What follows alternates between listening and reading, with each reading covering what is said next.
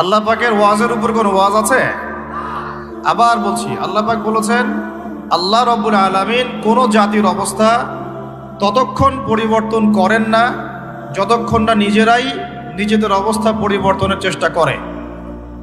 আমরা কি আমাদের অবস্থা পরিবর্তনের চেষ্টা করতে চাই? তাহলে প্রথম যে কাজটা সেটা হলো সময়কে মূল্যায়ন করা। ঠিক আছে ভাই? সময়কে মূল্যায়ন করতে গেলে মোবাইল ফোনের ব্যবহার, প্রয়োজনের অতিরিক্ত ব্যবহারটা বন্ধ করতে হবে। মোবাইল ফোনের প্রয়োজন যতটুকু এতটুকু ব্যবহার ঠিক আছে, এরপরে অতিরিক্ত ব্যবহার করতে যাবেন না। সময় নষ্ট হবে, মস্তিষ্কও নষ্ট হয়ে যাবে। বহু হাফেজে কোরআন এখন দিন দিন কোরআন ভুলে যাচ্ছে। এর অন্যতম একটা কারণ মোবাইল ফোন। কিছু আহলুল বলদ বলতে পারে দলিল দেন, বলবো এটা দলিল নাই, বিনা দলিলেই হক কথা। আর এই দলিল বুঝতে হলে সাইকিয়াট্রিস্টের কাছে যান, ডক্টরের কাছে যান, তিনি বুঝাবেন যে মোবাইল ফোনের আসক্তির কারণে মেমোরি কিভাবে দিন দিন ড্যামেজ হয়ে যাচ্ছে। তো আমাদের দেশে একটা প্রবলেম দেখা যাচ্ছে, আমরা ডিগ্রি সার্টিফিকেট অর্জন করছি কিন্তু সৃজনশীলতা তৈরি হচ্ছে না। সৃজনশীলতা তৈরি হচ্ছে না, এর পিছনে অন্যতম একটা কারণ হচ্ছে মোবাইল ফোনের অতিরিক্ত ব্যবহার। এবং আমাদের বাচ্চা কাচ্চাদের অবস্থা আরও বেশি ভয়ঙ্কর। একটা শিশু বাচ্চাকে মোবাইল ফোন দেখানো ছাড়া মা ভাতও খাওয়াতে চাচ্ছেন না। এতে করে তার মেমোরিটা ছোটবেলাতেই ড্যামেজ হয়ে যাচ্ছে। আমরা যারা স্কুল কলেজ ইউনিভার্সিটির ছাত্রছাত্রী আছি, এদের একটা বড় অংশই, দিনের একটা বড় অংশ মোবাইল ফোনে পড়ে থাকে। এই কারণে একটা পড়া তারা বেশি দিন মনে রাখতে পারছে না। আমরা নিজেরাও ভুক্তভোগী। একসময় কোরআনের যে কোনো পৃষ্ঠার যে কোনো আয়াত অনেক সময় নাম্বার সহ বলে দিতে পারতাম, কিন্তু এই মোবাইল ফোনের ব্যবহারের কারণে আস্তে আস্তে আমরাও দেখা যাচ্ছে আয়াত বলতে গিয়ে ভুল করছি, হাদিসের রেফারেন্স দিতে গিয়ে ভুল করছি। অনেক চিন্তা করেছিলাম যে এর পিছনে কারণটা কি। আমরা তো মুজাহাদা করে যাচ্ছি, কারণটা কি? কারণটা হচ্ছে ডিভাইসের অতিরিক্ত ব্যবহার। আল্লাহর ওয়াস্তে আমি ইয়াং জেনারেশনকে রিকোয়েস্ট করব, প্রয়োজনের অতিরিক্ত মোবাইল ফোন আজকে থেকে আর না। রাজি আছি? প্রয়োজন যতটুকু এতটুকু, এর অতিরিক্ত মোবাইল ফোন আজকে থেকে আর না। আর এই সামাজিক যোগাযোগ মাধ্যম সবাইকে ব্যবহার করতে হবে না।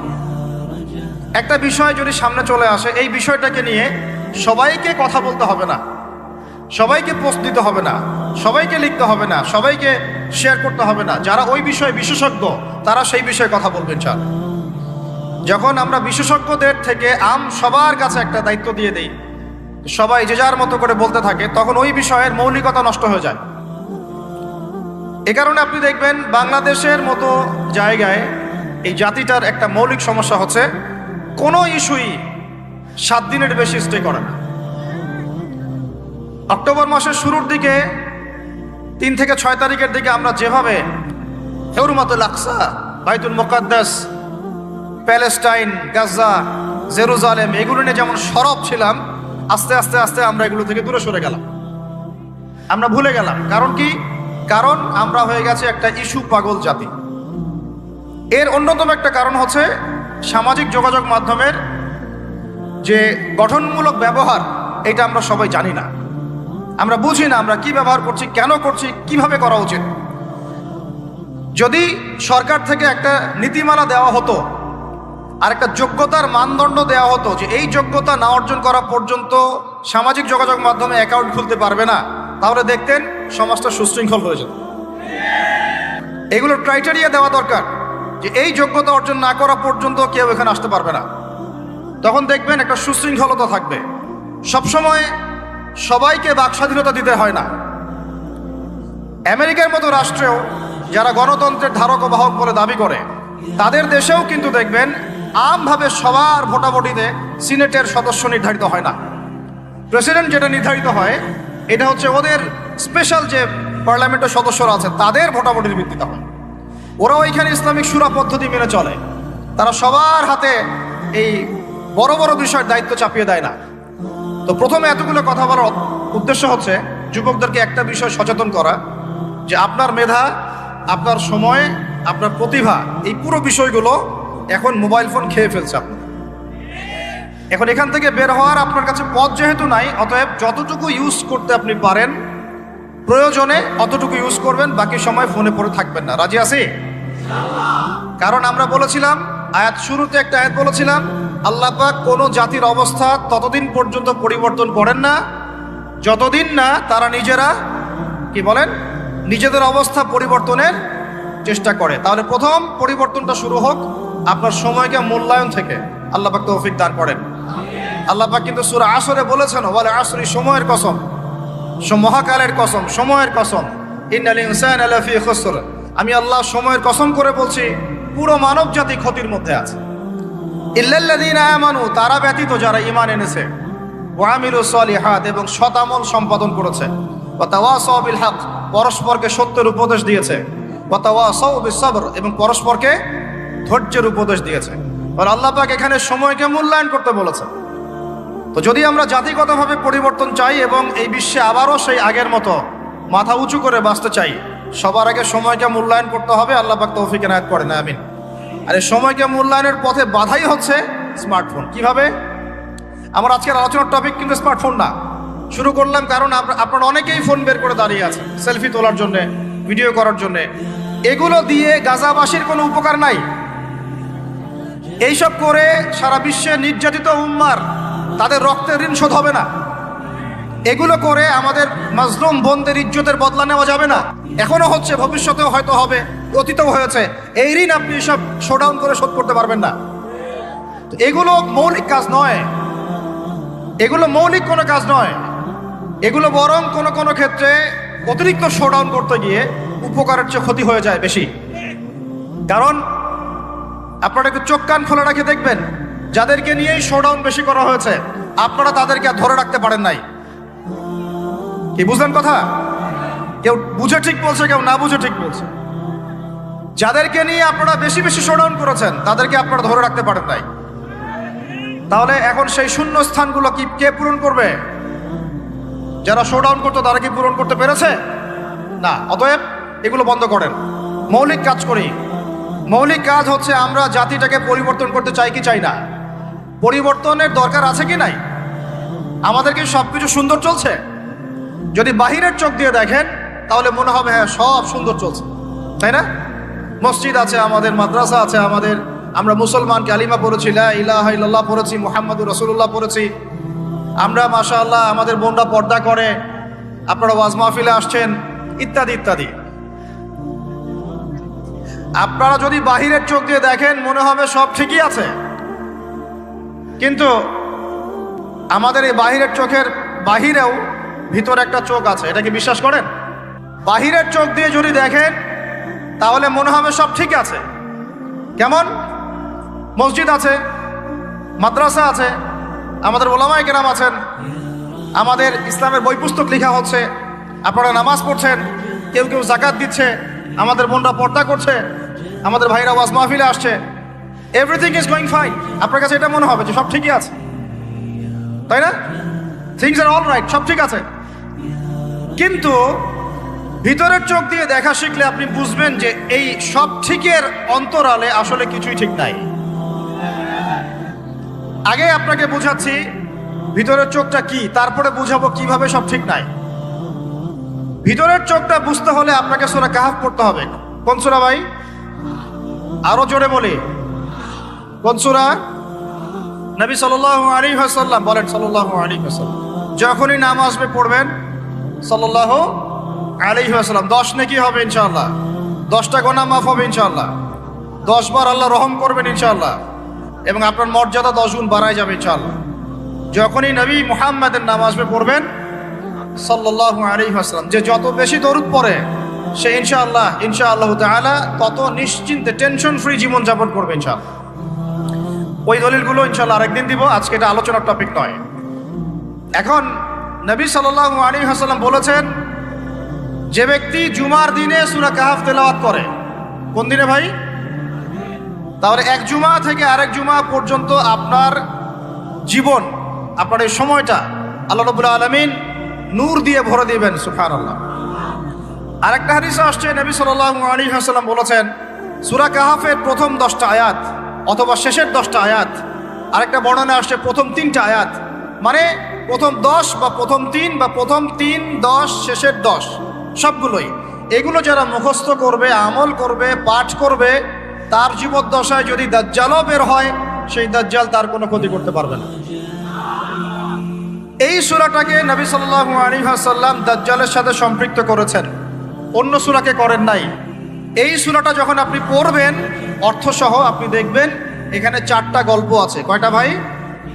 এটাকে গল্প বলা ঠিক না, এটা হলো সত্য ঘটনা। এটা কি?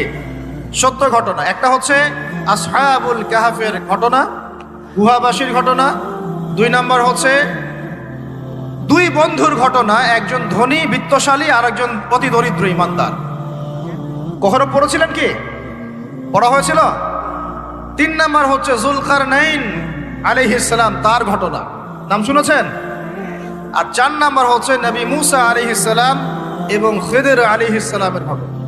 তো 4টা ঘটনা তো আজকে বলার সময় নাই, একটা খালি বলছি। কেন বলছি? আপনাকে বোঝাতে চাচ্ছি বাহিরের চোখ, বাহিরের কান, এগুলোর ভিতরেও একটা ভিতরের চোখ আছে, ভিতরের কান আছে। ওইটা যার জিন্দা আছে তার কলবে আল্লাহ নূর আছে ইনশাআল্লাহ। ওইটা যার জিন্দা নাই, তার কাছে বাহিরের চোখ দিয়ে মনে হবে সব ঠিক চলছে। বাহিরের চোখ দিয়ে যে দেখে সে মনে করবে বিশ্বটা পুরো আগায় যাচ্ছে, উন্নতির দিকে, অগ্রগতির দিকে। আর যার ভিতরের কলবের চোখটা জিন্দা, সে দেখবে যে পুরো বিশ্ব আগায় যাচ্ছে কিয়ামতের দিকে।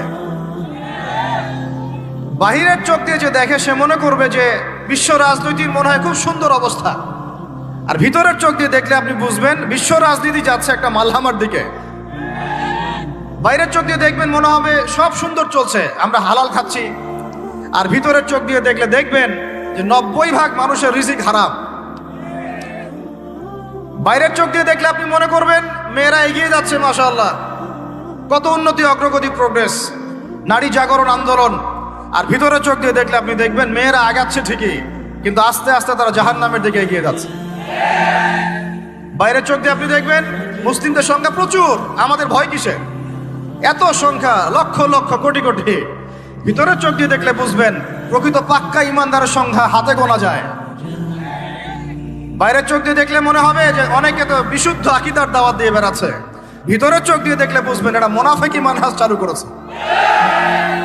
বাইরের চোখ দিয়ে দেখবেন মনে হবে যে মুসলমানরা হয়তো নির্যাতিত হচ্ছে, ওরা কখনো ঘুরে দাঁড়াতে পারবে না, ওরা মনে হয় শেষ হয়ে যাবে। ভিতরের চোখ দিয়ে দেখলে বুঝবেন মুসলমানরা অচিরেই বাইতুল মুকাদ্দাস জয় করবে ইনশাআল্লাহ। আমি বুঝাতে চাচ্ছি বাইরের চোখ আর ভিতরের চোখ এক। ভিতরের চোখ খুলবে কোন সূরায়? ওই সূরার মধ্যে কয়টা গল্প আছে? তার মধ্যে একটা হচ্ছে নবী মুসা এবং খিদর আলাইহিস সালামের গল্প। এইটা একটু শেয়ার করতে চাই, লোভ সামলাতে পারছি না, করব। নবী মুসা আলাইহিস সালাম একদিন বক্তব্য দিচ্ছেন। কি দিচ্ছেন? বক্তব্যকে আরবিতে খুতবা বলা হয়। তো একজন দাঁড়িয়ে বললেন, বনু ইসরাইলদের একজন, হে ইয়া মুসা, আপনি তো চমৎকার একটা বক্তব্য দিয়েছেন, আপনার চেয়ে কোনো জ্ঞানী মানুষ কি পৃথিবীতে এখন আছে? নবী মুসা আলাইহিস সালাম বলছেন, না, আমার জানা মতে আমার চেয়ে কোনো জ্ঞানী মানুষ এখন পৃথিবীতে নাই। স্বাভাবিক, কারণ তিনি তখন নবী, নবীর কাছে আল্লাহর ওহী আসে, তিনি সবচেয়ে জ্ঞানী হবেন, স্বাভাবিক। আল্লাহ রাব্বুল আলামিন বললেন, মুসা, তোমার চাইতেও জ্ঞানী আমার এক বান্দা আছে। বলেন সুবহানাল্লাহ। নবী মুসা আলাইহিস সালাম যখনই শুনতে পারলেন যে আমার চেয়েও জ্ঞানী একজন বান্দা আছেন, তিনি বললেন যে আমি তার সাথে দেখা করতে চাই, আমি তার সাথে দেখা করতে চাই। যুবকরা শোনেন, জ্ঞানী মানুষের সন্ধান পাওয়ার পরে নবী মুসা নবী হয়েও দূর দূরান্ত সফর করেছেন ওই জ্ঞানী মানুষের সাথে সাক্ষাৎ করার জন্য। তো আপনারা রেডিমেড ইসলাম চান, আপনারা ফেসবুক শরীফে ইসলাম চান, ইউটিউব শরীফে ইসলাম চান, কিন্তু সফর করে, কষ্ট করে, পরিশ্রম করে আলেম ওলামা পর্যন্ত পৌঁছাতে চান না। 3 ঘন্টা বক্তব্য শুনতে রাজি আছেন, কিন্তু আপনারা 3 ঘন্টা কোরআন তেলাওয়াত করতে চান না। তো নবী মুসা আলাইহিস সালাম কি বলেছিলেন? জ্ঞানী মানুষ, তাই তো? তো যখন আল্লাহ পাক বললেন যে না, আমার আরেকজন বান্দা আছে, তিনি জ্ঞানী মানুষ, তখন তিনি বললেন যে আমি তার সাথে কি করতে চাই? সাক্ষাৎ করতে চাই। এখান থেকে বলছিলাম যে আপনারা জ্ঞানের জন্য সফর করবেন, ইলম অর্জনের জন্য কি করবেন? সফর করবেন, আলেমদের কাছে যাবেন, তাদের বাসায় যাবেন, সাক্ষাৎ করবেন, মাদ্রাসায় যাবেন, সোহবত নিবেন। সবসময় রেডিমেড জ্ঞান নিতে আসবেন না। তো রেডিমেড জিনিস পেলে মানুষের মূল্য বোঝে না। ওই যে সাহাবীরা যারা রক্ত দিয়ে ইসলাম প্রতিষ্ঠা করেছে, তারা জানতেন ইসলাম কি জিনিস। আমরা রেডিমেড পেয়েছি, তো আমরা বুঝি না ইসলাম কি জিনিস, আমরা বুঝি না, বিশ্বাস করেন, আমরা বুঝি না। তো যাই হোক, তো মুসা আলাইহিস সালাম বলছেন, যদি আমাকে যুগ যুগ ধরে সফর করতে হয় তবুও আমি সফর করব, তারপরেও আমি তার সাক্ষাৎ চাই। আল্লাহ পাক বললেন, ঠিক আছে, তুমি তাকে পাবে যখন মাজমাউল বাহরাইন বলা হয়, দুই সমুদ্র যেখানে মিলে যাবে সেখানে তুমি আমার সেই বান্দাকে পাবে। কোথায় পাবে ভাই? দুই সমুদ্র যেখানে মিলে যাবে সেখানে পাবে। এখানে আপনি ভৌগোলিকভাবে ওর ব্যাখ্যা নিতে পারেন, আধ্যাত্মিকভাবেও নিতে পারেন। দুই সমুদ্র বলতে হয়তো বা ভৌগোলিকভাবে বোঝানো হতে পারে অথবা আধ্যাত্মিকতাও বোঝানো হতে পারে, যে বস্তুবাদী জ্ঞান এবং মারেফতের জ্ঞান যেখানে মিলে যাবে সেখানে। আল্লাহু আলাম, আল্লাহ ভালো জানেন। তো নবী মুসা আলাইহিস সালাম তার একজন সঙ্গীকে নিলেন, সেই সঙ্গী একজন যুবক। তরুণরা ভালো করে শোনেন, তরুণদের ত্যাগেই ইসলাম দাঁড়িয়ে আছে, আলহামদুলিল্লাহ। এই তরুণরা যদি এই স্মার্টফোন, এই পাবজি, এই ফ্রি ফায়ার, এই মেয়ের প্রতি আসক্তি, ফ্রি মিক্সিং, এই মাদক, এগুলো ছেড়ে দিতে পারে, দিয়ে নামাজি হয়, কোরআন বলা হয়, ওলামায়ে কেরামের সাথে পরামর্শ করে চলে, উম্মার জামার মধ্যে থাকে, একটা ইমারার মধ্যে থাকে, ইনশাআল্লাহ আল্লাহর জমিনে আল্লাহর দিনের একামত কেউ ঠেকাতে পারবে না ইনশাআল্লাহ। দুঃখজনক হচ্ছে আপনারা সেখানে নাই, কিন্তু আপনারা আবেগে আছেন, আবেগ প্রদর্শন করছেন, বিবেক দিয়ে চিন্তা করছেন না, সমালোচনা বেশি করছেন, নিজে কোনো কাজ করছেন না, লেখালেখি করছেন, অনলাইনে বসে আছেন, সমালোচনা করছেন, শেয়ার দিচ্ছেন, লাইক দিচ্ছেন, কিন্তু আপনি আয়নার সামনে দাঁড়ায় চিন্তা করবেন, নিজেকে প্রশ্ন করবেন, এই উম্মার পিছনে আমার কি অবদান? এই উম্মাকে বিজয়ী করার পিছনে আমার অবদানটা কি? এই দেশকে উন্নতিতে নিয়ে যাওয়ার জন্য আমার অবদানটা কি? আমি আজ পর্যন্ত কি করেছি? দেখবেন জিরো, রেজাল্ট কি? জিরো। এই কাপুরুষ প্রজন্ম দিয়ে দিন কায়েম হবে না। মুখে কথা বলা অনেক সহজ, এরকম চেয়ারে বসে দুটো লেকচার দেওয়া কঠিন। মুখে বলা অনেক সহজ, একটা কনস্ট্রাকটিভ বই লেখা কঠিন। মুখে বলা অনেক সহজ, সাহসিকতার সাথে সমাজের নেমে জাহিলিয়াত দূর করা অনেক কঠিন। তো এই কঠিন কাজগুলো যখন আপনারা দায়িত্ব কাঁধে নেবেন, উম্মার বিজয় হয়ে যাবে ইনশাআল্লাহ। আল্লাহ পাক আমাদের কবুল করেন, আমিন। যুবক একজনকে সাথে নিয়ে নবী মুসা আলাইহিস সালাম হাঁটছেন। এই ব্যক্তির নামও বলে দিই, তার নাম হচ্ছে ইউশা বিন নুন। কি নাম? তিনি পরবর্তীতে নবী হয়েছিলেন, এবং তার পরবর্তীতে এই যে তালুত নাম শুনেছেন, যাকে সেনাপতি করা হয়েছিল, মনে আছে? ভুলে গেছেন, আপনারা পড়েন নাই মনে হয়, সূরা বাকারা শেষের দিকে আছে। ওই তালুতের নেতৃত্বেই তো বাইতুল মুকাদ্দাস জয় হলো, বনু ইসরাইল সেখানে ঢুকলো, এবং তখন সূর্য ডুবে যাচ্ছিল। তিনি দোয়া করছিলেন, আল্লাহ সূর্যটাকে থামিয়ে দাও। আল্লাহ পাক বাইতুল মুকাদ্দাস বিজয়ের স্বার্থে সূর্যকে থামিয়ে দিলেন। সুবহান। মহাবিশ্বে সূর্যের ঘূর্ণন থেমেছে একবার, মহাবিশ্বে সূর্যের ঘূর্ণন আল্লাহ থামিয়ে দিয়েছেন। কোরআন সাক্ষী আছে, হাদিস সাক্ষী আছে।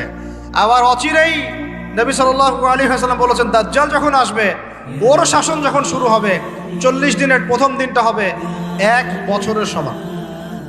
এখন 1 বছরের সমান একদিন কিভাবে হতে পারে, এটা আপনারা ভাববেন যারা অ্যাস্ট্রোফিজিক্স পড়েন, যারা ফিজিক্স নিয়ে পড়েন, যারা অ্যাস্ট্রোনমি নিয়ে ঘাটাঘাটি করেন, আপনারা এটা তদন্ত করে দেখেন কিভাবে একটা বছর একদিনের সমান হতে পারে। একদিন 1 বছর সমান কেমন করে হতে পারে? তারপরের দিন হবে 1 মাসের সমান, তারপরের দিন হবে 1 সপ্তাহের সমান, তারপরের দিনগুলো হবে আমাদের দিনের মতো। তার মানে মহাবিশ্বে কিছু একটা হতে পারে, আল্লাহ ভালো জানেন। তো ওইদিকে আমরা যাচ্ছি না। এখন নবী মুসা আলাইহিস সালাম হাঁটতে শুরু করলেন। চলতে চলতে চলতে তিনি ওই মাজমাউল বাহরাইনের কাছে পৌঁছে গেলেন। আল্লাহর পক্ষ থেকে নির্দেশ ছিল, তোমার থলির মধ্যে একটা মাছ নাও, যেই মাছটা যখন লাফ দিয়ে জীবিত হয়ে যাবে এবং সমুদ্রে লাফ দিয়ে ফেলবে, তখনই তুমি তার দেখা পাবে। একটা মৃত মাছ তিনি নিলেন, হাঁটা শুরু করলেন। যোজন যোজন দূর চলতেই থাকলেন, হাঁটতেই থাকলেন। এক পর্যায়ে একটা পাথরের হেলান দিয়ে রেস্ট নিচ্ছেন, বিশ্রাম করছেন। বিশ্রাম করতে গিয়ে তিনি তার সঙ্গীকে বলছেন, আচ্ছা, যে নাস্তা নিয়ে আসছিলাম সেটা নিয়ে আসো দেখি। তখন তিনি বলছেন, আমি তো আপনাকে বলতে ভুলে গিয়েছি, ওই মাছ তো জীবিত হয়ে চলে গেছে সমুদ্রের মধ্যে। তখন মুসা আলাইহিস সালাম বলেন, আরে আমাকে এতদিন বলোনি কেন, এতক্ষণ বলো নাই কেন? ওইটাই তো সেই জায়গা যেখানে আমি তাকে পাবো। তারা আবার ব্যাক করলেন, সেই জায়গায় দেখলেন পাথরের উপরে সেই আল্লাহর বান্দা বসে আছে। তার নাম খিদির আলাইহিস সালাম। খিদির শব্দের অর্থ শ্যামল। খেঁচে আসছে, তিনি যেখানে যেতেন মৃত জায়গার উপরে বসলে সেই জায়গা সবুজ হয়ে যেত। তো খিদির মানে শ্যামল, সবুজ আলাইহিস সালাম। এখন তিনি পাথরের উপরে বসে আছেন। নবী মুসা আলাইহিস সালাম গিয়ে সালাম দিলেন, বললেন, আসসালামু আলাইকুম ওয়া রাহমাতুল্লাহ। তখন তিনি বলছেন, ওয়া আলাইকুম আসসালাম ওয়া রাহমাতুল্লাহি ওয়া বারাকাতুহু। তো মুসা আলাইহিস সালাম বলছেন, আমি মুসা। তখন খিদির আলাইহিস সালাম বলছেন, তুমি কি বনু ইসরাইলের মূসা? তুমি কি বনু ইসরাইলের মূসা? মানে বুঝাতে চাচ্ছি খিদির আলাইহিস সালাম বনু ইসরাইলদের কেউ নন।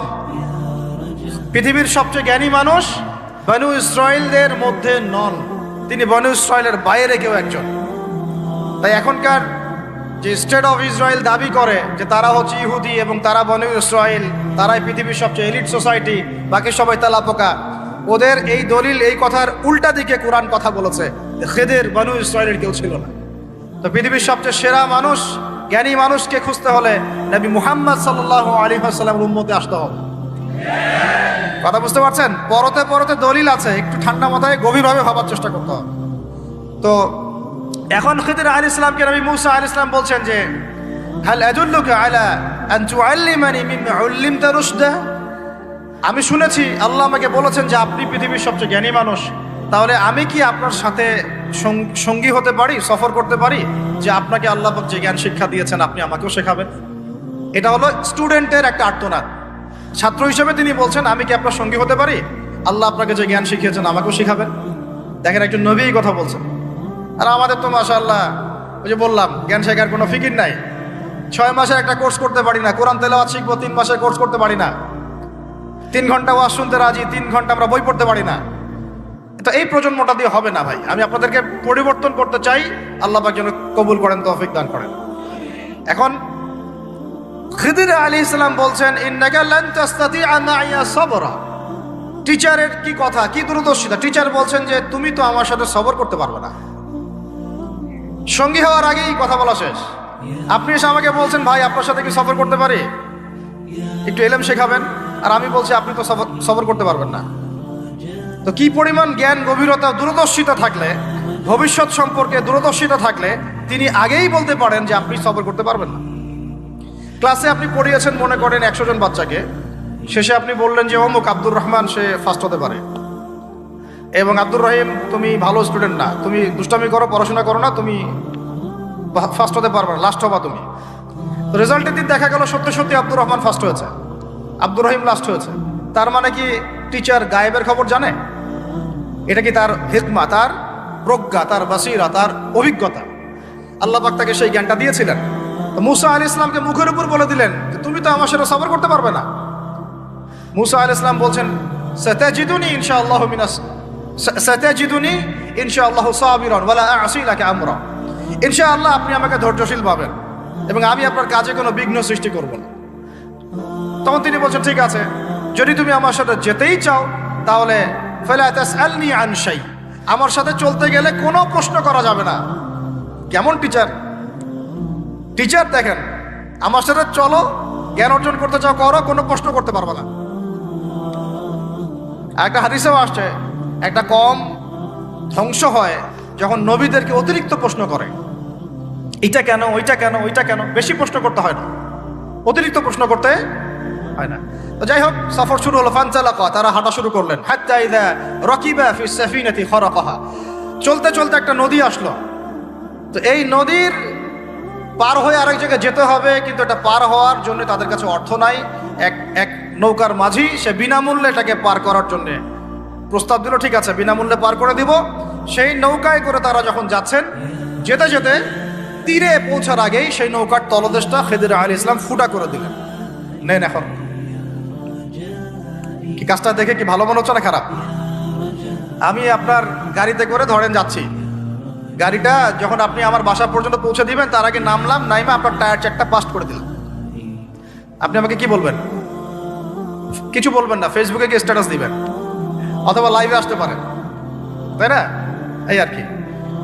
তো নবী মুসা আলাইহিস সালাম রিঅ্যাক্ট করলেন যে লাকাদ জি'তা শাইআন ইমরা, আপনি তো একটা অন্যায় কাজ করলেন মনে হচ্ছে। এটা কেন করলেন? যারা আমাদেরকে বিনামূল্যে বিনা পারিশ্রমিকে পার করে দিল, আপনি ওই নৌকা ফুটা করে ফেললেন। তখন খিদির আলাইহিস সালাম বললেন যে আমি তো তোমাকে বলেছি, আলাম আকুল লাক, আমি কি তোমাকে বলি নাই ইন্নাকা লান তাসতাতিআ মাইয়া সাবরা, তুমি আমার সাথে সবর করতে পারবে না? মুসা আলাইহিস সালাম বলছেন যে ঠিক আছে, আমি যে ভুলে গিয়েছি এজন্য আমাকে পাকড়াও করেন না, আমি যে ভুলে গিয়েছি কথাটা এজন্য আমাকে পাকড়াও করেন, একটা চান্স দেন আমাকে। তো ঠিক আছে চলো। আবার ফানতালাকা, আবার তারা চলা শুরু করলেন। এই 8 বছর 10 বছর বয়স হবে। এই গোলাম বালকের সাথে দেখা হলো, ফাকাতালাহু, এবার খিদর আলাইহিস সালাম তাকে হত্যা করলেন। একটা বাচ্চাকে, এটা কেমন হলো? নৌকা ফুটা করার চেয়ে বেশি ভারী না হালকা? আরো ভারী। মুসা আলাইহিস সালাম বলছেন, লাকাদ জি'তা শাইআন নুকরা, আপনি তো এবার জঘন্য একটা কাজ করলেন, আপনি তো পুরো একটা নিষ্পাপ বাচ্চাকে হত্যা করে ফেললেন। তারপরে বললেন যে এরপর যদি আর একটা প্রশ্ন করো তাহলে তোমার সাথে আমার আর চলা হবে না, লাস্ট চান্স। ঠিক আছে চলেন। এবার চলতে চলতে কোরআনে আসছে একটা করিয়া, আমার একটা গ্রামের মধ্যে তারা ঢুকলেন। সেই গ্রামে ঢুকে মেহমানদারি চাইলেন, নাস্তা পানি চাইলেন আর কি। তো তারা মেহমানদারি করলো না, দূর দূর করে তাড়িয়ে দিল। অনেকটা আমাদের ওই কলকাতার দাদাবাবুদের মতো আর। জিজ্ঞাসা করো যে খেয়ে আসছেন না খেয়ে যাবেন, এটা আমাদের আস্তে আস্তে আমাদের মধ্যে ছড়ায় পড়তেছে আর কি। মেহমান আসলে বিরক্ত হয়, কবে যাবে সেই ফিকির করে। তো এরা মেহমানদারি করলো না, উল্টা তাকে তাড়িয়ে দিল। যাই হোক, এখন মুসা আলাইহিস সালাম বলছেন যে এখানে একটা ঘটনা ঘটেছে। খিদর আলাইহিস সালাম দেখলেন যে বাড়ি থেকে তাদেরকে তাড়িয়ে দেওয়া হলো, মেহমানদারি করা হলো না, ওই বাড়ির একটা দেয়াল ধসে পড়ে গেছে। ওই বাড়ির একটা দেয়াল ধসে পড়ে গেছে। তখন তিনি সেটাকে নিজের হাতে আবার নির্মাণ করে দিলেন। সুবহানাল্লাহ। এটা দেখে মুসা আলাইহিস সালাম বললেন যে আপনি তো চাইলে কিছু আজর নিতে পারতেন, আপনি যে এত কষ্ট করে এটা নির্মাণ করে দিলেন, আপনি তো চাইলে একটু টাকা পয়সা নিতে পারতেন। ওরা মেহমানদারি করলো না, ওইটা দিয়ে হয়তো আমরা কি করতে পারতাম, নাস্তা পানি করতে পারতাম। তখন তিনি বলেন, হাযা ফিরাকু বাইনি ওয়া বাইনাক, এই হলো তোমার আমার ফেরাক, পার্থক্য শেষ, তোমার সাথে আমার চলা আর হলো না। আমাদের নবী সাল্লাল্লাহু আলাইহি ওয়াসাল্লাম বলেছিলেন যে যদি সেদিন মুসা আলাইহিস সালাম এই প্রশ্নগুলো বারবার না করতেন তাহলে আরো অনেক জ্ঞান শেখা যেত। সুবহানাল্লাহ। তখন তিনি বলছেন, ঠিক আছে, হাযা ফিরাকু বাইনি ওয়া বাইনাক সাউনাব্বিউকা বিতাউইল মা লাম তাসতাতি আলাইহি সাবরা, তবে যাওয়ার আগে আমি তোমাকে জানিয়ে দিব এই তিনটা ক্ষেত্রে মূল ঘটনা কি ছিল যে বিষয়ে তুমি সবর করতে পারো নাই। ওই যে সাফিনা বা নৌকাটা, ওইটা ছিল মিসকিনদের। মিসকিন মানে বলা হয় কি, হতদরিদ্র মানুষ, জেলে টাইপের, যাদের কিছু নাই, নৌকায় মানে সমুদ্রে মাছ ধরে ধরে খায়, এরকম কিছু মানুষের ওই সাফিনা বা নৌকাটা ছিল। এবং ওদের পিছনে ছিল একটা মালিক। মালিক মানে এখানে জলদস্যু। যদি ওই সাফিনা বা নৌকাটা আমি ছিদ্র না করতাম, ওই জলদস্যুরা এটা ভালো অবস্থায় পেলে ছিনতাই করে হাইজ্যাক করে নিয়ে যাবে। আমি যেহেতু ফুটা করে দিয়েছি, এই জন্য এটা ত্রুটিযুক্ত এই নৌকাটা তারা আর নিবে না। তোমার কাছে বাইরের চোখ দিয়ে মনে হয়েছে যে আমি একটা অন্যায় করেছি, আসলে আমি তাদের উপকারী করেছি। বলেন সুবহানাল্লাহ। বুঝতে পারছি বাইরের চোখ ভিতরের চোখ কি জিনিস। আচ্ছা, তারপরে ওই যে বাচ্চাটাকে আমি হত্যা করেছি, এই বাচ্চাটা যদি বড় হতো, সে নিজে তো কাফের হতোই, বড় কাফের, এর পিতা মাতাদেরকেও পর্যন্ত কুফরির মধ্যে নিয়ে আসতো।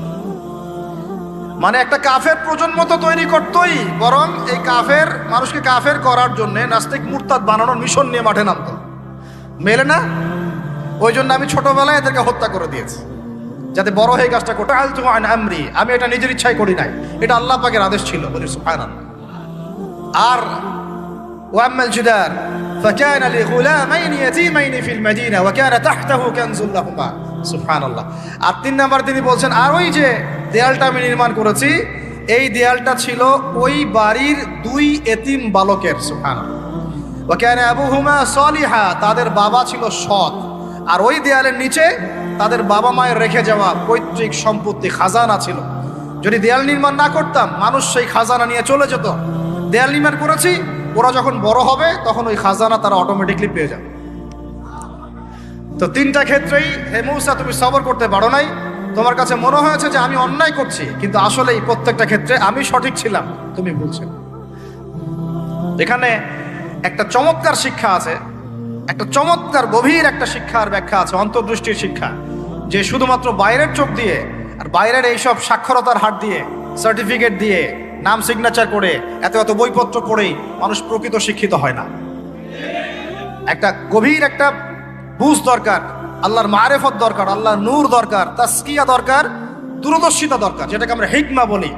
ওয়ামা ইউতাল হিকমা ফাকাদ উতিয়া খায়রান কাসীরা। আল্লাহ বলেছেন, যাকে হিকমা এবং প্রজ্ঞা দেওয়া হয়েছে তাকে অনেক প্রচুর কল্যাণ দিয়ে দেওয়া হয়েছে। এখানে দেখেন, একজন নবী হয়েও তিনি বুঝতে পারেন নাই এই 3টা ঘটনার পিছনের কারণ কি। অথচ খিদর আলাইহিস সালামকে আল্লাহ পাক এমন জ্ঞান দিয়েছিলেন যে এই জ্ঞান দিয়ে তিনি ব্যাখ্যা করলেন যে পিছনের কারণ কি ছিল। এখন এই ঘটনাটা আপনার আমার জন্য শিক্ষাটা কি, এই যুগের সাথে কি সম্পর্ক? আমি বলেছি সূরা কাহাফ আপনাকে দাজ্জাল থেকে বাঁচাবে। আমি বলেছি সূরা কাহাফ সেই সূরা যা আপনার অন্তর্দৃষ্টি, ভিতরের চোখ খুলে দিবে, আপনার কলবে নূর নিয়ে আসবে। আপনি এমন কিছু দেখবেন, বুঝবেন, শুনবেন যা সবাই বুঝতে পারছে না, সবাই শুনতে পারছে না, সবাই দেখতে পারছে না। এখন বাইরের চোখ দিয়ে আপনি দেখছেন পুরো বিশ্বে মুসলমানদের, কোটি কোটি মুসলমান, একদম 60টা 70টা 100টা রাষ্ট্র, কত মিলিটারি বাহিনী, কত আমাদের প্রযুক্তি, কত পুলিশ, কত র্যাব, কত আমাদের পলিটিশিয়ান দিয়ে ভর্তি। আদতে ভিতরের চোখ দিয়ে দেখলে আপনি দেখবেন পুরো বিশ্বের এই লক্ষ কোটি মুসলমান আজকে জাতিসংঘের হাতে বন্দী হয়ে গেছে।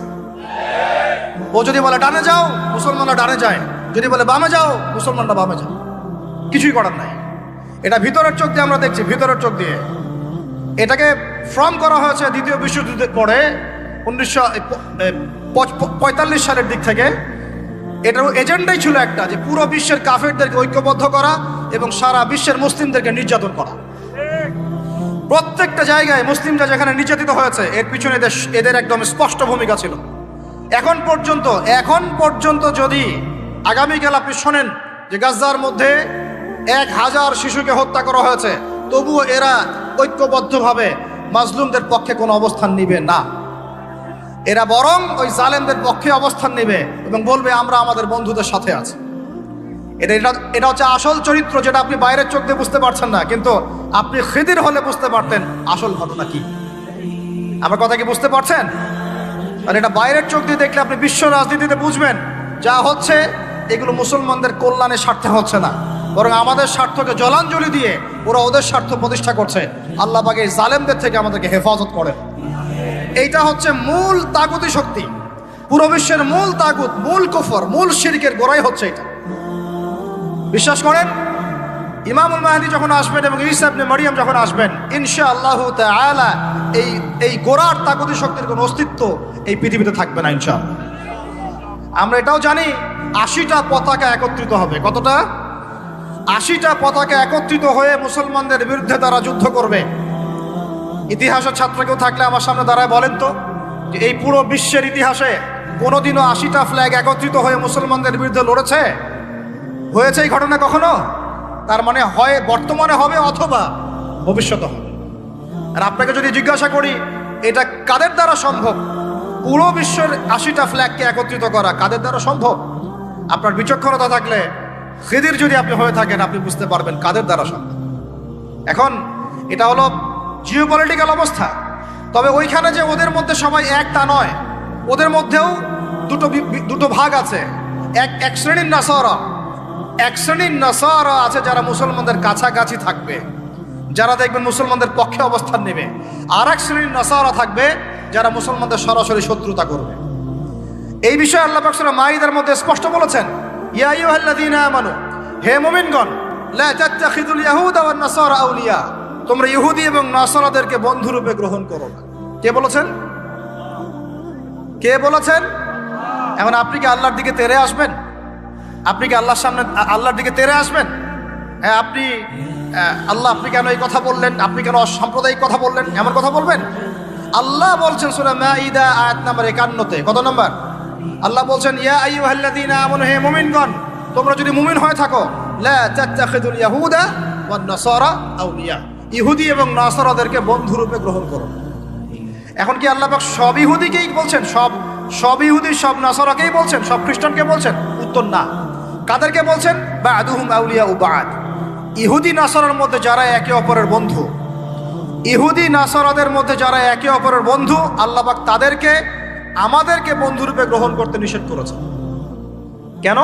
আল্লাহ পাক বলেছেন, ওয়া মাইয়া তাওয়াল্লাহুম মিনকুম ফাইন্নাহু মিনহুম, তোমাদের মধ্যে কেউ যদি ওদের দিকে চলে যায়, ওদের দিকে মুখ ফিরায়, ওদের সাথে বন্ধুত্ব করে, অ্যালায়েন্স করে, তাহলে সে এই উম্মার কেউ না, সে তাদের অন্তর্ভুক্ত হয়ে যাবে। নাউজুবিল্লাহ। এখন আপনি বলেন তো, সারা বিশ্বের ইহুদি এবং খ্রিস্টানরা কি একসাথে আছে? না, ওদের মধ্যে কিন্তু বিভক্তি আছে, আছে না? ওদের মধ্যে বিভক্তি আছে। খেয়াল করে দেখেন, এই ইস্যুগুলোতেও সব খ্রিস্টান কিন্তু একসাথে ইহুদিদের পক্ষ নেয় নাই। ভালো করে খেয়াল করে দেখবেন, বোঝার চেষ্টা করবেন, ওয়ার্ল্ড অ্যাফেয়ার্স বুঝবেন। ওদের মধ্যে ডিভাইডেশন আছে। আল্লাহ পাক বলছেন সব ইহুদি সব খ্রিস্টান খারাপ এমন নয়, তাদের মধ্যেও ভালো মানুষ আছে।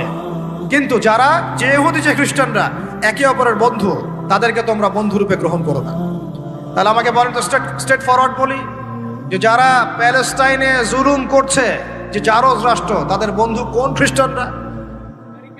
কোন দিকের, কোন পৃথিবীর কোন দিকের, কোন সভ্যতার খ্রিস্টান রাষ্ট্রগুলো ওকে মদত দিয়েছে বলেন তো দেখি?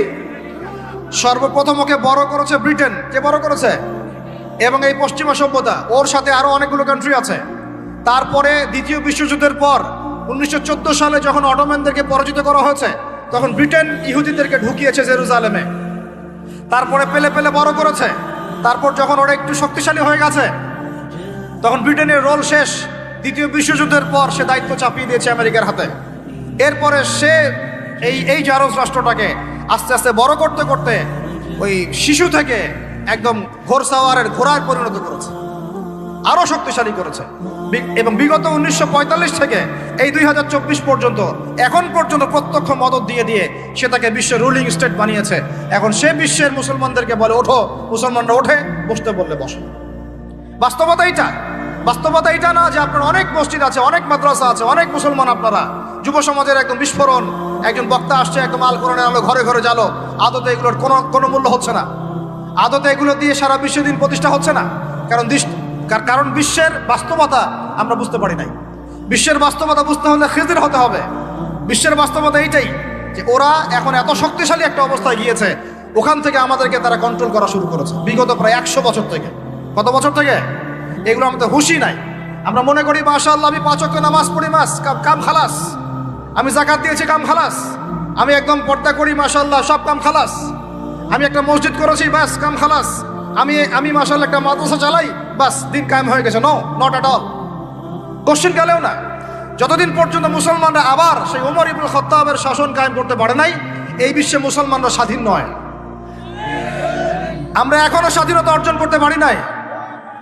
আমরা সেদিন স্বাধীনতা অর্জন করতে পারবো যেই দিন বাইতুল মুকাদ্দাস আমাদের হাতে হবে ইনশাআল্লাহ। ওই দিন আমরা 10 গুণ মূল্য আদায় করবো ইনশাআল্লাহ। এই যে আমাদের এক একটা ভাই, এক একটা বোন, এক একটা আমাদের শিশু, এদের এক একটা রক্তের, মাজলুমদের রক্তে 10 গুণ চড়া মূল্য আদায় করবো ইনশাআল্লাহ। আল্লাহ নবী সেটা বলেছেন যে ইহুদিদের বিপক্ষে কথা বলবে পাথর এবং গাছ, পাথর এবং গাছ পর্যন্ত, হাত্তা ইয়াকুলুশ শাজার ওয়াল হাজার, এমনকি গাছ এবং পাথর কথা বলা শুরু করবে। ইয়া মুসলিম, হে মুসলিম সৈন্য, ইন্না ওয়ারাইল ইয়াহুদ, আমার পিছনে ইহুদি সৈন্য দাঁড়িয়ে আছে, তাল ফাকতুলহু, আসো একে হত্যা করে যাও। এই দৃশ্য দেখার জন্য এখনো এই সভ্যতা বাকি আছে ইনশাআল্লাহ। ইনশাআল্লাহ আমরা 10 গুণ চড়া মূল্য আদায় করবো ইনশাআল্লাহ। আমাদের মাজলুম ভাইদেরকে হত্যা করা হয়েছে, আমাদের বাচ্চাদেরকে বোম মেরে হত্যা করা হয়েছে, আমাদের বোনদেরকে দিনের পর দিন ধর্ষণ করা হয়েছে। বিগত 100 বছর হয়ে গেল। আর আশপাশে অনেক মুনাফিক বসে আছে, এরা টু শব্দ পর্যন্ত করতে পারবে। ধিক তোমাদের রাজতন্ত্রের উপরে, তোমাদের ক্ষমতার উপরে ধিক্কার জানাই আমরা। যেই ক্ষমতা নিয়ে তোমরা ইহুদিদের বিরুদ্ধে দাঁড়াতে পারো না, এই ক্ষমতার উপর আমরা ধিক্কার জানাই। ওর চেয়ে ওই মাজলুম ভাইরা অনেক ভালো, যারা ওই গুটি কয়েক লাঠিসোঁটা নিয়ে এদের প্রতিবাদ করেছে। ইনশাআল্লাহ এই প্রতিবাদ কিয়ামত পর্যন্ত থাকবে ইনশাআল্লাহ। আর আমাদের সরকার যদি আমাদেরকে সুযোগ করে দেয়, ইনশাআল্লাহ আমরা সেখানে শরীক হব ইনশাআল্লাহ। আমরা তো আর বিচ্ছিন্নভাবে শরীক হতে পারবো না। আমরা একটা জাতি গঠন করব। আমরা তো রাষ্ট্রের বাইরে না, আমরা সরকারের বাইরে না, আমরা বিদ্রোহী না, আমরা সরকারের বিরুদ্ধে কোনো অবস্থান নেই না। আমরা দাবি জানাবো, যদি আমাদের প্রত্যেক সদস্যকে, মানে আমাদের এই যে আমাদের দেশের যারা প্রশাসনে আছেন, আমজনতার মধ্যে আছেন, যাদের মধ্যে জিহাদের জাজবা আছে, যারা ইহুদিদের সাথে জিহাদ করতে চায়, এই মানুষগুলোকে আপনারা প্রশিক্ষিত করেন, করে গাজায় পাঠান ইনশাআল্লাহ।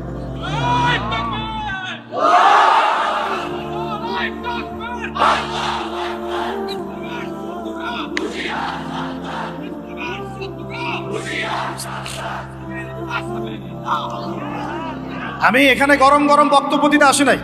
এখানে গরম গরম বক্তব্য দিয়ে আপনাদেরকে উত্তেজিত করা আমাদের উদ্দেশ্য না। উদ্দেশ্য হচ্ছে বিশ্বের প্রেক্ষাপটটা বোঝানো। এই বিশ্বে আমরা স্বাধীন হতে এখনো পারি নাই। যেদিন পারবো, কোন দিন পারবো? যেদিন বাইতুল মুকাদ্দাস আমাদের হাতে আসবে। বিশ্বাস করেন, ওই জায়গা থেকেই ইনশাআল্লাহ অচিরেই ঈসা ইবনে মারইয়াম সারা বিশ্বকে শাসন করবে ইনশাআল্লাহ। ওই সময় দেখবেন মুসলমানরা স্বাধীনতা কাকে বলে। আমি বলেছি, এক একটা জুলুমের 10 গুণ চড়া হিসাব আদায় করা হবে ইনশাআল্লাহ। এটা হবেই, আমরা পারি আর না পারি, আমরা বেঁচে থাকি আর না থাকি, আপনারা থাকেন আর না থাকেন, আমাদের বাচ্চারা থাকুক আর না থাকুক, একটা প্রজন্ম আল্লাহ পাক নিয়ে আসবেন, একটা প্রজন্ম আল্লাহ পাক নিয়ে আসবেন। আমি বলছি ওই প্রজন্ম টিকটক প্রজন্ম না, ওই প্রজন্ম এইসব মানে সেলফি শোডাউন আইওয়াস প্রজন্ম না। ওই প্রজন্ম এরকম না যে নামাজ পড়ে না, কোরআন তেলাওয়াত পড়ে না। ওই প্রজন্ম এমন না দাওয়াতের মেহনত নাই, ওই প্রজন্মের জিহাদের কোনো জজবা নাই, ওই প্রজন্মের মধ্যে ইসলামের শারঈ কোনো জ্ঞান নাই, ওলামায়ে কেরামের কোনো সোহবত নাই, দিন প্রতিষ্ঠার কোনো ফিকির নাই। এমন প্রজন্মের কোনো প্রয়োজন নাই আমাদের। আমাদের এমন প্রজন্মের দরকার যে প্রজন্মের প্রত্যেকটা যুবক ভাই নামাজি, কোরআনওয়ালা, সুন্নতওয়ালা, সুন্নতের পাবন্দ এবং তাহাজ্জুদ গোজার। এক কথায় রাতের বেলার দরবেশ, দিনের বেলার ঘোড়সাওয়ার। এইরকম প্রজন্ম যখন আমরা করতে পারবো, ওই দিন ইনশাল্লাহ এই মাহফিল বলেন, এই মসজিদ, মাদ্রাসা, এই রাষ্ট্র সব সফল হবে ইনশাল্লাহ। এখন শুধু বেসিক কাজ করা হচ্ছে, আমাদের মূল গন্তব্য বাইতুল মুকাদ্দাস। ওইটা না আসা পর্যন্ত আমাদের শান্তি নাই, ঘুম নাই। কারণ ওরা আপনাকে ঘুমাতে দিবে না। তো আপনারা কি মনে করেছেন যে ওরা শুধু অতটুকু গাজ্জার ওই অতটুকু জায়গায় চায়? কোশ্চিন কালেও নয়। যে আরবরা ওদের বিরুদ্ধে এখন কথা বলতে সাহস পাচ্ছে না, ওই এক একটা আরব রাষ্ট্র দখল করে ছাড়বে, দেখে নিয়ে। আমি যদি ওটা চাচ্ছি না, দোয়া করি না, কিন্তু ওদের এজেন্ডা এটাই যে পুরো, আমি আখিরুজ্জামানের স্টুডেন্ট, ওদের এজেন্ডা জায়নিজম, পেট্রোডলার থেকে শুরু করে প্যালেস্টাইন ইস্যু নিয়ে আমি আলহামদুলিল্লাহ বিগত 5-7 বছর থেকে পড়াশোনা করেছি। আমি আমার টুপির নিচ থেকে কথা বলছি না। ওদের এজেন্ডা হচ্ছে পুরো হোলি ল্যান্ডটা তারা দখল করতে চায়। হোলি ল্যান্ড কাকে বলে এটাও তো আমরা জানি না। ওরা শুধুমাত্র ওই ওয়েস্টার্ন ব্যাংক আর বাইতুল আকসা, বাইতুল মুকাদ্দাস আর এই গাজার অংশটুকু দখল করতে ওখানে আসে নাই। ওরা এসেছে পুরো হোলি ল্যান্ডটাকে দখল করতে। আমি ওলামা সম্মেলনে বলেছিলাম, পুরো হোলি ল্যান্ড তারা দখল করতে এসেছে। হোলি ল্যান্ড মানে মিশরের নীল নদ থেকে শুরু করে ইরাকের ইউফ্রেটিস নদী পর্যন্ত এই পুরো জায়গাটা তারা দখল করতে চায়। কেন চায়? কারণ তারা মনে করে ওই জায়গাটা সৃষ্টিকর্তা তাদেরকে দিয়েছেন। তারা মনে করে ওইটা হচ্ছে তাদের মাসিহ আসার জায়গা, এবং ওই জায়গা থেকে তাদের মাসিহ, তথাকথিত মাসিহ মানে মাসিহুদ দাজ্জাল, পুরো বিশ্বকে শাসন করবে এবং তারা তাকে সঙ্গ দিবে। এটা ওদের এজেন্ডা, এটা ওদের ভিশন। যত কিছু ওরা পৃথিবীতে করছে এই ভিশনটাকে কাজে লাগিয়ে, এই ভিশনটাকে পিছনে রেখে তারা এই কাজগুলো করছে। এটা আপনি বুঝতে পারবেন না বাইরের চোখ দিয়ে, ভিতরের চোখ দিয়ে পড়াশোনা করেন, খেদির হন, বুঝতে পারবেন। ওরা বাইতুল মুকাদ্দাস চায় না, পুরো হোলি ল্যান্ডটাই দখল করতে চায়।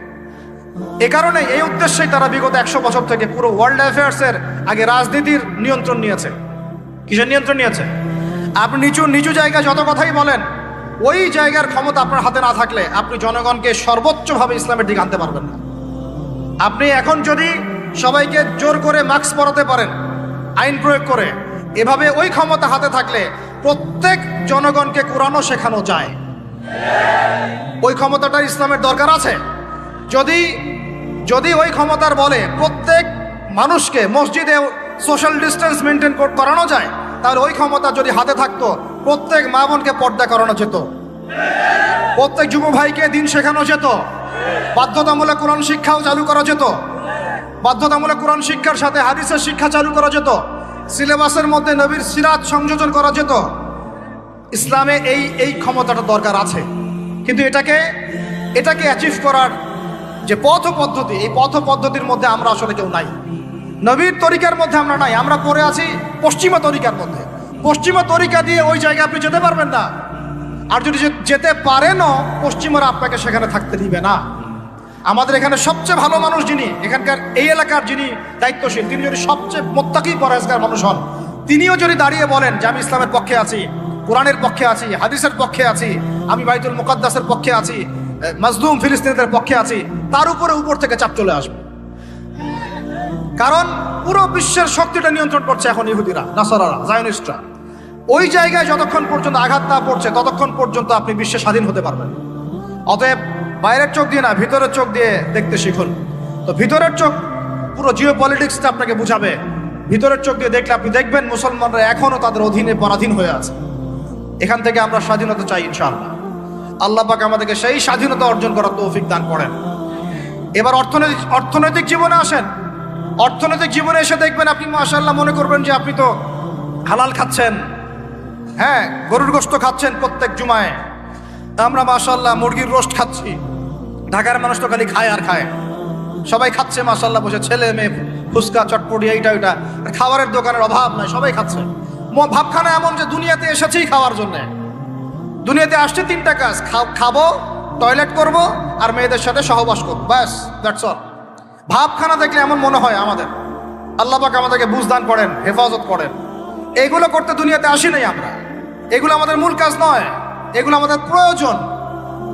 আপনি মনে করছেন যে মাশাআল্লাহ সবাই হালাল খাচ্ছি, বিশ্বাস করেন পুরো বিশ্বের অর্থনীতি সুদভিত্তিক।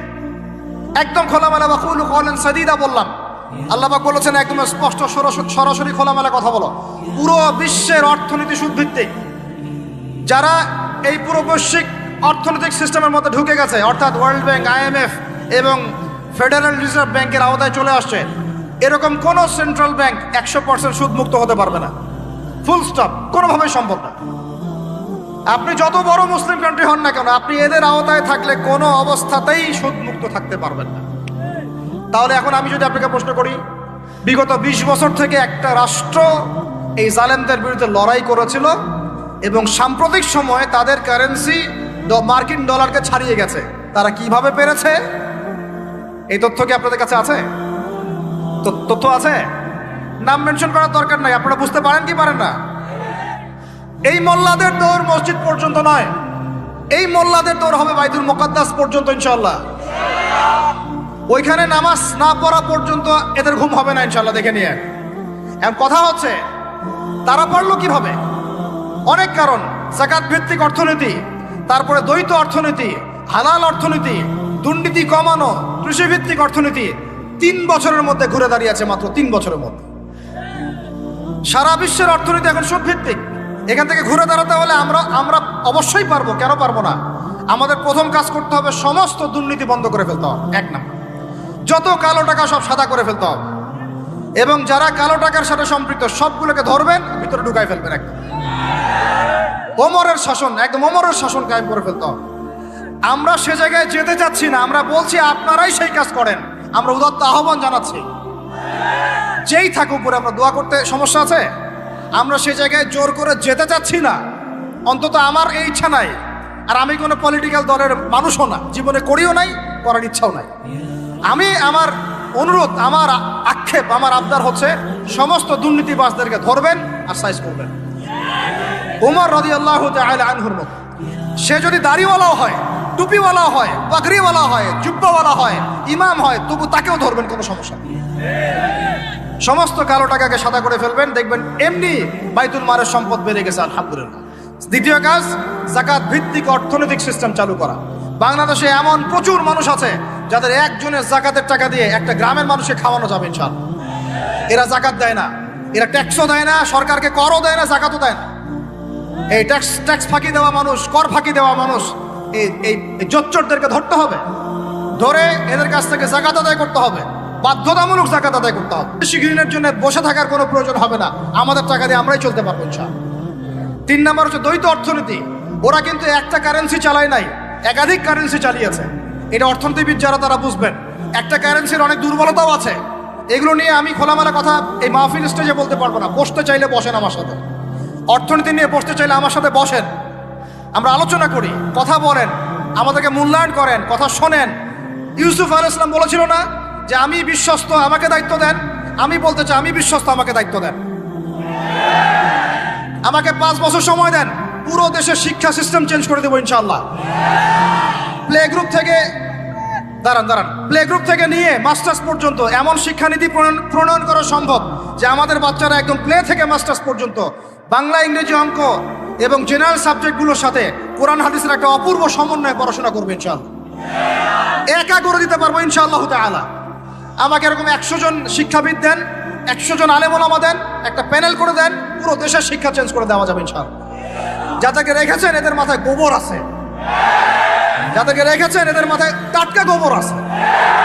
বইপত্রগুলোর অবস্থা দেখেছেন? বইপত্রগুলো ঘাটাঘাটি করেছেন? সমকামিতা প্রমোট করছে আমাদের দেশের মধ্যে, ট্রান্সজেন্ডার প্রমোট করছে আমাদের দেশের মধ্যে। আমাদের বাচ্চা কাচ্চা, কচি কাঁচা বাচ্চাদেরকে শারীরিক শিক্ষার নামে যৌন শিক্ষা দিচ্ছে। এগুলো আমাদের মুসলমানদের শিক্ষা? এটা চলতে থাকলে দেখবেন অচিরেই কোনো মানুষ বাচ্চাদেরকে স্কুলে পাঠাবে না, এটা অরুচি ধরে যাবে। তখন কি হবে? কোটি কোটি স্কুল, কলেজ, বিশ্ববিদ্যালয়ে খা খা করে পড়ে থাকবে, কেউ পাঠাবে না ওখানে। তখন মাদ্রাসার দিকে মানুষ ঝুঁকবে আরো বেশি। আমি তো চাই, আমি তো দাবি জানাই উপরের লেভেল থেকে এমন একটা শিক্ষা ব্যবস্থা প্রণয়ন করা হোক যাতে আমার মাদ্রাসা করার প্রয়োজনই না হয়। ওই সিস্টেম রাষ্ট্রীয়ভাবেই পড়ানো হবে ইনশাআল্লাহ। আপনি মালয়েশিয়ার দিকে তাকিয়ে দেখেন, আপনি এই যে ওয়েস্টার্ন কান্ট্রির মধ্যে অনেক কান্ট্রি আছে, অস্ট্রেলিয়ার মতো জায়গাতে আছে, ব্রিটেনের মতো জায়গাতে আছে, কোনো কোনো ক্ষেত্রে আপনি লেবাননকে দেখেন, ইয়েমেনকে দেখেন, জর্ডানকে দেখেন, কাতারকে দেখেন, সৌদি আরবিয়াকে দেখেন, অনেক কান্ট্রি আছে। ভালো কাজের তো প্রশংসা করতে দোষ নাই, দোষ আছে? এমনকি অনেক পশ্চিমা কান্ট্রিতেও একদম উপর লেভেল থেকে ইসলামিক সিলেবাস প্রণয়ন করা হয়েছে। তার মানে এমন না যে তারা সায়েন্সকে গুরুত্ব দেয় নাই, ম্যাথকে গুরুত্ব দেয় নাই, ফিজিক্স পড়ায় নাই, অ্যাস্ট্রোফিজিক্স পড়ায় নাই, ইকোনমিক্স পড়ায় নাই, বিষয়টা এমন না। তারা ফিলোসফি পর্যন্ত পড়িয়েছে। ঘাটাঘাটি করেন, অনলাইনে সব মজুদ আছে। এমন শিক্ষানীতি প্রণয়ন করা সম্ভব, একদম প্লে থেকে নিয়ে মাস্টার্স পর্যন্ত। আমার ছেলে ইমামতিও করবে, এদিকে বিমানও উড়াবে ইনশাআল্লাহ। আমার মেয়ে ডাক্তারও হবে, এদিকে দেখবেন হাফেজাও হবে ইনশাআল্লাহ।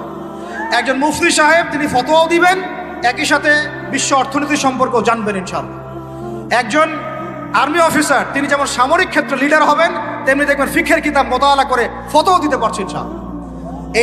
এই যুগটা এটা কোনো মানে স্বপ্নের যুগ নয়, এই যুগটা ছিল এক সময়। বেশি দিন দূরে যেতে হবে না, আপনি 200-300-400 বছর পিছনে যান, দেখবেন মুসলমানরা এমন সোনালী যুগ পার করে আসছে। অতএব এগুলো কোনো গাল গল্প করছি না আমি, এগুলো বাস্তবে রূপান্তরিত করা অবশ্যই সম্ভব, বারহাক সম্ভব, যদি এরকম কিছু মানুষের মধ্যে উদ্দীপনা থাকে, একটা সৎ সাহস থাকে, আমাদের উপর থেকে যদি একটা সহযোগিতা আসে এবং আমাদের মতো যারা ইয়াং তাদেরকে যদি মূল্যায়ন করা হয়, ইনশাল্লাহ দেখবেন বাংলার জমিন পরিবর্তন হয়ে গেছে।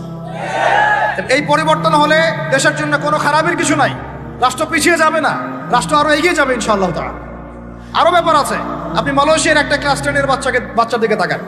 ক্লাস 10-এর একটা বাচ্চা কোনোদিন মাদ্রাসায় যায়ই নাই, স্কুলে পড়েছে, কিন্ডারগার্টেনে পড়েছে, রাষ্ট্রীয় সিলেবাসে পড়েছে, মাত্র 10 থেকে 12 বছর পড়াশোনা করে ও এখন এদিকে এসএসসি এইচএসসি লেভেলেও চলে গেছে, ও লেভেল এ লেভেলস পরীক্ষা দিয়েছে, এদিকে সে ইমামতি করার যোগ্যতা অর্জন করেছে। এখন আমাকে বলেন, ওই রাষ্ট্রটা কি পিছিয়ে গেছে? অতএব এই শিক্ষার দিকে অনেক মনোযোগ হতে হবে আমাদের সবাইকে, আল্লাহ পাক তৌফিক দান করেন। আমরা যদি এখন এগুলোর বিরুদ্ধে গঠনমূলক কথা না বলি, গঠনমূলক প্রতিবাদ না করি এবং আমাদের রাষ্ট্রপ্রধানদেরকে না বুঝাই, তাহলে অনেক দেরি হয়ে যাবে। আজকে থেকে 20 বছর আগে ইহুদি খ্রিস্টানরা পরিকল্পনা করেছিল এই টিকটক প্রজন্ম গড়ে তোলার জন্য, তারা আজকে সফল হয়েছে। এখন আমরা যদি এখন চুপ করে থাকি, আগামী 20 বছর পর আপনি দেখবেন আরেকটা প্রজন্ম আসছে, এরা মানুষকে সালাম পর্যন্ত দিবে না। দেখে নিয়েন আপনি, 20 বছর লাগবে না, 5টা বছর যাক, তারপর দেখেন কি হয়। আল্লাহ, এরা কি এখন বাসায় ঢুকে বাবা মাকে সালাম দেয়? কারণ কোন প্রতিষ্ঠান ওকে সালাম দেওয়া শিখায় নাই, স্কুলে না, কলেজে না, কোথাও সে সালাম দেওয়া শিখছে না। আসসালামু আলাইকুম ওয়া রাহমাতুল্লাহি ওয়া বারাকাতুহু বিশুদ্ধ করে বলতে পারছে না। বিশুদ্ধ করে বলতে হবে না? অর্থ আছে না? এর একটা তাজবিদ আছে না? এগুলো তো আমরা গুরুত্ব দিচ্ছি না। এমন প্রজন্ম গড়ে উঠেছে অলরেডি, যারা এখন পিতা মাতাকে সালাম দেয় না, পিতার সাথে ঝগড়া করে, মায়ের সাথে, মায়ের গায়ে হাত তুলে, মায়ের গায়ে হাত তুলে, সম্পত্তির জন্য মাকে হত্যা করে, সম্পত্তির জন্য বাবার গায়ে হাত তোলে। ওইদিক থেকে মাস্টার ডিগ্রি পাশ করে আসে ব্রিটেন থেকে, অক্সফোর্ড থেকে, কেমব্রিজ থেকে। আয়শা এদিকে প্রফেসর হয়েছে বিভিন্ন বিশ্ববিদ্যালয়ের, বাবা পড়ে আছে বৃদ্ধাশ্রমে। কতগুলো এক্সাম্পল নেবেন। এগুলো আমি কি গাল গল্প করছি? আমি কোনো গাল গল্প করতে এখানে আসি নাই, এগুলো বাস্তবতা। যদি বাহিরের চোখ দিয়ে আপনি দেখেন মনে হবে অর্থনীতি অনেক ভালো, ভিতরের চোখ দিয়ে দেখেন অর্থনীতি সুদ দিয়ে ভর্তি হয়ে গেছে। প্রত্যেক পদে পদেই সুদ। গাধাদেরকে আমি তো বুঝাতে পারি নাই, কাগজের টাকা আর এই যে আপনার এই ইলেকট্রনিক মানির কথা তো দীর্ঘদিন বলেছি, কিছু গাধা আছে এদেরকে বুঝাতে পারি নাই। এর মধ্যেও সুদ আছে, এর মধ্যে কি আছে? আর আমি কখনোই বলি নাই যে কাগজের টাকাটা হারাম। মিথ্যাচারে এরা যে পরিমাণ হাদিস জাল বানায়, এদের চেয়ে বড় জাল বানানো কর কেউ নাই বাংলাদেশে। একটা কথাকে ঘুরাই ফিরে এমন ব্যাখ্যা শুরু করবে যে আপনি বিভ্রান্ত হয়ে যাবেন। একটা ইমোশন প্রকাশ করবেন, উহুদের প্রান্তে দাঁড়িয়ে একটা ইমোশন প্রকাশ করবেন, ও বানাই দিবে ও জান্নাতের ঘ্রাণ পেয়ে আসছে। আপনি বলবেন যে কাগজের টাকা নয়, মনিটরি সিস্টেমটা হারাম, ও বানাই দিবে ও বলেছে কাগজের টাকা হারাম। আপনি বলবেন যে আপনার যদি গান শুনতেই হয় তাহলে একা একা শোনেন, আমাকে শোনাচ্ছেন কেন? ও বানাই দিবে ও গান একা শোনা জায়েজ বানাই দিছে। এর এত খবিস, এত খান্নাস। এদের চরিত্রটা চিনতে পারতাম না আমরা যদি গাজা ইস্যু না আসতো। আল্লাহর কসম আমিও কিছু কিছু জায়গায় এদেরকে কোনো কোনো ক্ষেত্রে ভালো মনে করতাম। আল্লাহর কসম গাজা ইস্যু না আসলে আমি বুঝতে পারতাম না এদের ভিতরে কত মুনাফিকি আছে। নির্লজ্জদেরকে দেখেছেন? নির্লজ্জরা এখনো বলেছে আইয়ুবী রাহিমাহুল্লাহর আকীদা ঠিক ছিল না। বলি নাউযুবিল্লাহ। আর আইয়ুবী রাহিমাহুল্লাহ যে ঘোড়ায় চড়ে জিহাদ করেছেন, ওই ঘোড়ার খুরের নিচে যে পরিমাণ মাটি ছিল, তোমার মতো হাজারটা মাতখালিকে ওই জায়গায় নিয়ে গেলেও তার সমপরিমাণ হবে না কখনো ইনশাআল্লাহ। আইয়ুবী রাহিমাহুল্লাহ যে তরোয়াল দিয়ে যুদ্ধ করেছেন, ওর এক ফোঁটা রক্তের দাম তোমাকে বিক্রি করলে হবে না ইনশাআল্লাহ। তুমি তার আকীদা নিয়ে প্রশ্ন করো, নির্লজ্জ কোথায়। একজন বলেছে ফিলিস্তিনিরা মায়ের খাবে না কেন? ইহুদিদের সাথে থাকতে থাকতে নাকি ওদের মতোই হয়ে গেছে। নাউযুবিল্লাহ। আল্লাহ মাফ করেন, আল্লাহ হেফাজত করেন। একজন বলেছে যে হামাস ইহুদিদেরই হাতে তৈরি করা, বিচ্ছিন্ন হয়ে নাকি সন্ত্রাসী কর্মকাণ্ড করছে। বলার ভাষা নাই, আমি বলতে বলতে ক্লান্ত হয়ে গেছি, আর বলতে চাই না। বলার আমার রুচিও করে না, আর ভাষাও নাই।